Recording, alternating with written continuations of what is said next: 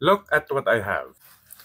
I have two more of these. And just to prove to you that these are new, this is mine. This is the one that I brought in Japan with the Twilly. So these are new. So cute. And honestly, I'm selling these. However, base sa mga nagtatanong sa akin, namamahalan sila sa benta ko dito. And I understand. Again, I said before na don't expect these to be cheap because these are original Jellycats. And again, walang ganito dito sa Pilipinas. Might be selling them online, they might be copying them, you can buy them online. I don't mind, but I'm selling these for a price that I think is right for me. In any case, I also want those people who want to have these to get a chance to have them. You know what I'm saying? Kasi nga ang dami nagtatanong sa akin tapos sinasabi lang hindi pa nila afford, sayang daw. Sana next time makapag-ipon sila at makabili kasi gusto nila talagang magkaroon. So that got me thinking, what if iparaffle ko to? Okay ba yun sa inyo? Yung tipong you'll pay pa rin a certain price to buy a slot, let's say 1 to 100, tapos pwede kayong bumili ng slot for a certain amount, tapos ira-raffle off natin. Tapos kung anong dalawang numbers yung huli kong mabunot, sila yung mananalo